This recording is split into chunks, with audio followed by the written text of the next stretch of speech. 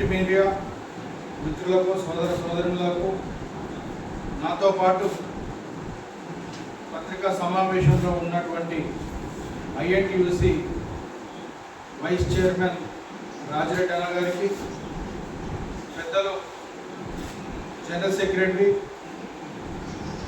Vice chairman Munur కాపు సంఘానికి, అదేవిధంగా INTUC senior నాయకుడు నా మిత్రుడు చంద్రశేఖర్ గారికి ఈరోజు ఈ పత్రికా సమావేశం పెట్టడం మిత్రులు మీకు తెలియజేస్తున్నారు.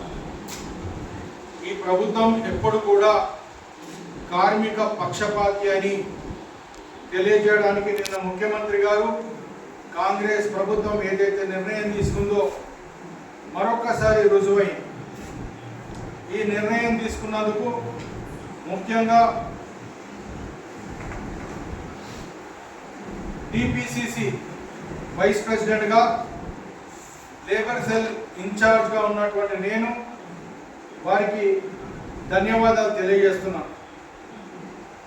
కాంగ్రెస్ పార్టీ జవహర్లాల్ నెహ్రూ దగ్గర నుండి మన్మోహన్ సింగ్ వరకు కూడా కాంగ్రెస్ ఎప్పుడు కార్మికుల పార్టీగా, కార్మికుల పక్షాన నిలబడింది.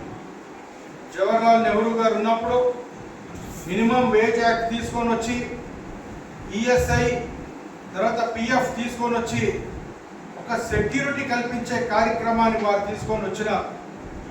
ఆ తర్వాత వచ్చిన ఇందిరాగాంధీ గారు మహిళలతో సమానంగా, మగవారితో సమానంగా మహిళలకు సమానమైన వేతనాలు కల్పించి బాండెడ్ లేబర్ని కూడా ఎత్తేయడం జరిగింది. రాజీవ్ గాంధీ గారు వచ్చిన తర్వాత వారు చైల్డ్ లేబర్ యాక్ట్ తీసుకొని వచ్చి సాంకేతికంగా కార్మికులకు అంటే స్కిల్తో కూడుకున్నటువంటి ఇన్స్టిట్యూట్ని పెట్టి వాళ్ళందరినీ కూడా చైతన్యపరచడం జరిగింది. ఆ తర్వాత పివి నరసింహారావు గారు ఈ దేశంలో ఉన్న బంగారాన్ని అంతా కూడా తాకట్లు పెట్టి దేశం అధోగతి పాలవుతున్న క్రమంలో వారు వచ్చి లిబరలైజేషన్ పాలసీ తీసుకొని వచ్చిన తర్వాత కూడా ప్రపంచంలో ఎక్కడ లేని విధంగా చట్టాలను తీసుకొని వచ్చి ఈ కార్మికులను కాపాడే కార్యక్రమం చేసినారు. దాంట్లో భాగంగానే బిల్డింగ్ కన్స్ట్రక్షన్ వర్కర్స్ కానివ్వండి, మిగతా ఎన్నో లేబర్లకు ఉపయోగపడే విధంగా పివి నరసింహారావు గారు తీసుకొని వచ్చినారు. లేడీస్కి వాళ్ళు అంటే ప్రెగ్నెన్సీ ఉన్నప్పుడు వాళ్ళకి ఏ విధమైన సేఫ్టీ ఉండాలనేది, అదేవిధంగా కార్మికులకు అందరికీ కూడా ఆరోగ్యపరంగా కూడా వారు ఏ విధమైన జాగ్రత్తలు తీసుకోవాలనేది కూడా తీసుకోవడం జరిగింది. మన్మోహన్ సింగ్ గారు వచ్చిన తర్వాత మన్రేగా చట్టాన్ని తీసుకొని వచ్చి కార్మికులకు రైట్ టు వర్క్ అనేది రైట్ తీసుకొని వచ్చినారు. సోనియా గాంధీ గారి నేతృత్వంలో ఆ రోజు ఎప్పుడైతే right to information, right to work, right to food ఇవన్నీ తీసుకొని వచ్చిరో కార్మికులకు కూడా పనిచేసే హక్కు కల్పించడం ఇది కాంగ్రెస్ పార్టీకి ఉన్న గొప్ప గుణం, గొప్ప గర్వకారణం. కానీ మోడీ గారు వచ్చిన తర్వాత ఒక దిక్కు కోవిడ్లో భారతదేశం మొత్తం అల్లకల్లోలం అవుతుంటే భారతదేశంలో ఉన్న మైగ్రెంట్ లేబర్లు అందరూ కూడా, అన్ఆర్గనైజ్ సెక్టర్లో ఉన్న లేబర్ అందరూ కూడా వాళ్ళ వాళ్ళ ఊర్లలో 2,000 కిలోమీటర్లు పాదయాత్రతో నడుచుకుంటూ పోతున్న క్రమంలో లేబర్ చట్టాలను తీసుకొని వచ్చినాడు. ఒక 4 లేబర్ కోడ్స్ని 29 చట్టాలను మార్చి లేబర్కి ఏదైతే జవహర్లాల్ నెహ్రూ గారి దగ్గర నుండి మన్మోహన్ సింగ్ గారి వరకు వారికి ఏవైతే హక్కులు కల్పించినాడో ఆ హక్కులన్నింటినీ కాలరాస్తూ ఆ రోజు కార్పొరేట్ సెక్టర్లకు ఎట్లా ఉపయోగపడుతుందని చెప్పి ఆ రోజు 4 కోట్లు తీసుకొని రావడమే కాకుండా ఇవాళ అగ్రికల్చర్ చట్టాలను తెచ్చి కూడా భారతదేశ ఇటు రైతులని అటు కార్మికులను వెన్నుపోటు పొడిచినాడు. మా పార్టీ ప్రధానమంత్రిగా ఉన్నటువంటి లాల్ బహదూర్ శాస్త్రి గారు జై జవాన్ జై కిసాన్ అనే నినాదం ఇచ్చాడు.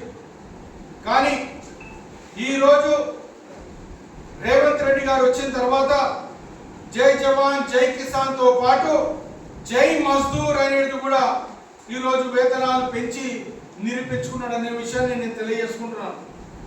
ఈ విధంగా కాంగ్రెస్ పార్టీ ఎప్పుడు కూడా ప్రజల పక్షాన, పేద కార్మికుల పక్షాన ఉంది. రేవంత్ రెడ్డి గారు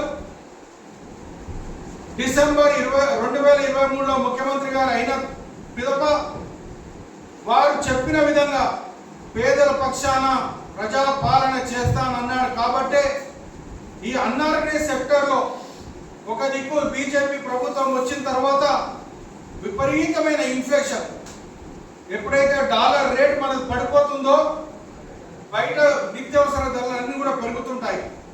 12 సంవత్సరాల సంది మా రాజిరెడ్డి అన్న, మిగతా మా సంజయ్ రెడ్డి గారు వీళ్ళందరూ కూడా మినిమం వేజ్ పెంచాలని చెప్పి బీఆర్ఎస్ ప్రభుత్వాన్ని ఎన్నిసార్లు డిమాండ్ చేసినా వారు పట్టించుకోలేదు.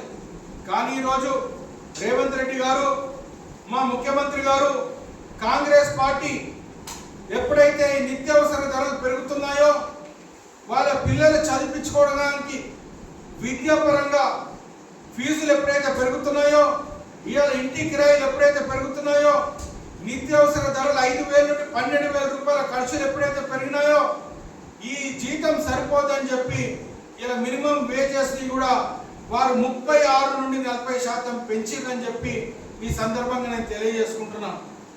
కాంగ్రెస్ పార్టీ ఎప్పుడు కూడా లేబర్ పక్షానే ఉంటుంది. కాబట్టి ఇలా మినిమం వేజ్లే కాదు, ఒక దిక్కు 200 యూనిట్ల కరెంటు మాఫ్ చేయడమే కానీ, ఫ్రీ బస్సు తిరగడమే కానివ్వండి, పేదలకు ఏ విధంగా ఉపయోగపడతాయో అవన్నీ కూడా మేము చేసుకుంటూ వెళ్తున్నాం. ఈరోజు ఎన్డీఏ ప్రభుత్వం అధికారంలో ఉంది. నరేంద్ర మోడీ గారు 200 లక్షల కోట్ల రూపాయలు అప్పు చేసి మరి ఎవరికి బెనిఫిట్ చేసినాడయ్యా అంటే కేవలం కార్పొరేట్ సెక్టర్ అదానీ అంబానీలకు 19 లక్షల కోట్ల రూపాయలు మాఫ్ చేసినాడు. కానీ ఏదైతే మా అన్ఆర్గనైజ్ సెక్టర్లో ఉన్న లేబర్ జీరో బ్యాలెన్స్ అకౌంట్లు ఏవైతే మెయింటైన్ చేస్తారో అకౌంట్లు మెయింటైన్ చేస్తలేరని చెప్పి 9,000 కోట్ల రూపాయలు బ్యాంకు నుండి పేదల పొట్ట కొట్టినోడేవాడన్నట్టు ఈరోజు నరేంద్ర మోడీ గారు అని చెప్పి నేను తెలియజేసుకుంటూ, ఈరోజు ఏదైతే కాంగ్రెస్ పార్టీ రేవంత్ రెడ్డి గారు గొప్ప నిర్ణయాన్ని ప్రకటించారో ఈ కాంగ్రెస్ ప్రభుత్వానికి కూడా మేము ధన్యవాదాలు తెలియజేసుకుంటూ, ఈ రాష్ట్ర కార్మిక వర్గం ఇప్పుడే రాజిరెడ్డి అన్న గారు చెప్పినట్టు 1,11,00,000 మందికి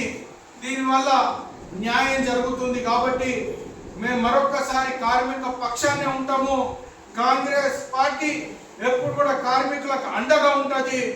ఇప్పుడు ఉన్నాము, రేపు రాబోయే రోజులలో కూడా ఉంటామని చెప్పి తెలియజేసుకుంటూ ఈ అవకాశం ఇచ్చిన మీ అందరూ కూడా ధన్యవాదాలు తెలియజేస్తున్నాం.